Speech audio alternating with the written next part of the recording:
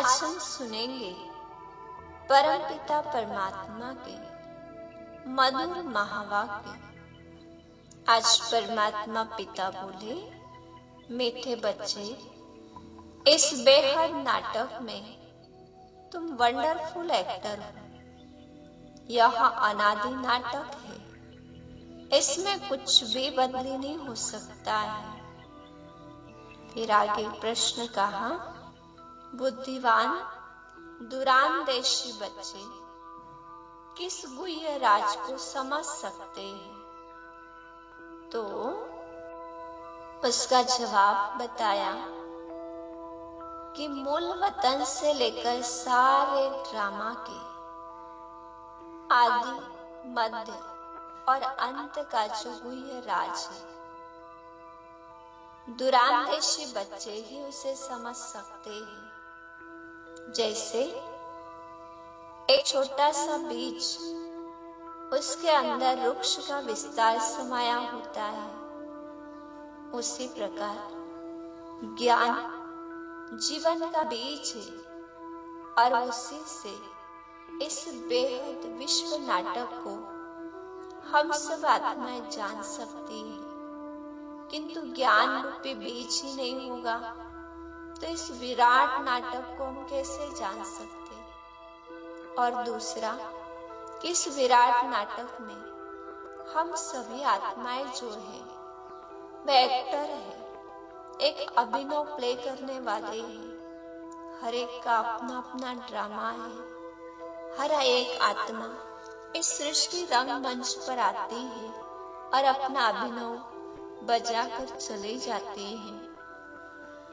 आज विशेष वरदान पर हम प्रकाश डालें। आज का परमात्मा के द्वारा दिया हुआ दिव्य वरदान है, मास्टर ज्ञान सागर बन, गुड़ियों का खेल समाप्त करने वाले, स्मृति सो समर्थ स्वरूप भव।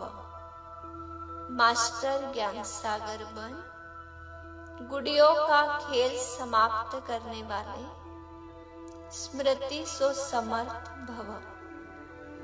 जैसे भक्ति मार्ग में मूर्ति बनाकर पूजा आदि करते, फिर उन्हें डुबो देते हैं। जैसे याद करो अपने बचपन के दिनों में, आपको याद होगा कि गुड़ियों का खेल खेलते थे बचपन में और सारे गुड्डा गुड़िया एकत्रित करते, जी चाहे तब तक खेलते थे। और जैसे उस खेल से जी भर जाता था तो उन खेल को, उन गुड्डा गुड़ियों के खिलौनों को वहां ही तोड़ मरोड़ कर, वहां फेंक कर और एक नए खेल की ओर चलते। उसी प्रकार आज परमात्मा कहते कि आपके सामने भी जैसे जब कोई निर्जीव या असार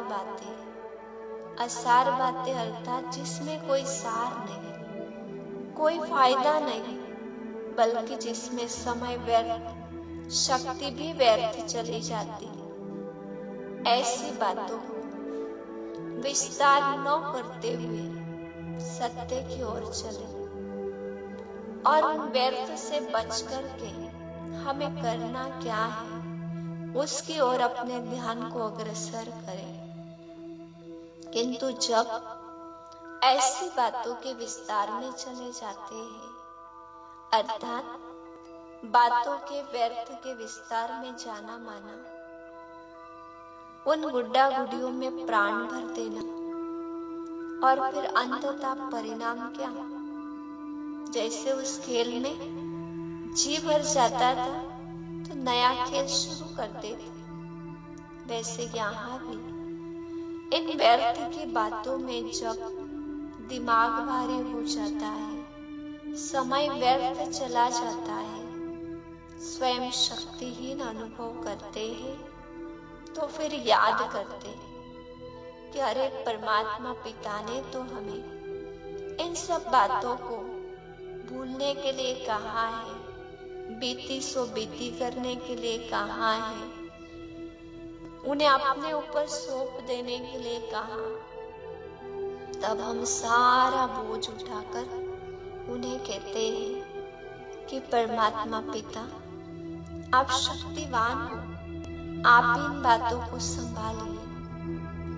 या कहीं अपनी स्वोन्नति की बातों पर चिंतन करने लग जाते कि हमें तो ये समय व्यर्थ नहीं करना है, फिर उन लहरों में डुबोने का प्रयास करते, किंतु वे कहते, इसमें आपका समय तो गया ना, शक्ति तो व्यर्थ की ना। इसलिए मास्टर ज्ञान सागर बनो, समझ और सूझ से कार्य करो, अर्थात स्मृति रहे तो उससे समर्थि भव का वरदान प्राप्त हो जाता है। और ये छोटे छोटे गुड़ियों की खेल जो है, व्यर्थ की बातें जो है, असार और निर्जीव बातें जो है, वे यूं ही समाप्त हो जाती है। और लास्ट में कहा, जो समय पर सहयोगी बनते उन्हें एक का पदम गुना फल मिल जाता है, क्योंकि समय पर किया गया दान महादान कहा जाता है। फिर चाहे वो तन के अवयवों का दान है, किसी व्यक्ति को दिया गया समय का दान है, या किसी को धन का दान है। अब समय है सहयोग देकर पदम गुना फल प्राप्त करने का, तो हमें भी इस ईश्वरीय कार्य में अपना तन, मन, समय, धन, श्वास सबको सफल करके एक का पदम फल पाने का ये समय हमारे पास है, ये मौका हमारे पास है। देखना कहीं हम चूक न जाए और ये समय निकल न जाए। तो ऐसे स्मृति सुसमर्थि भव स्वरूप बने।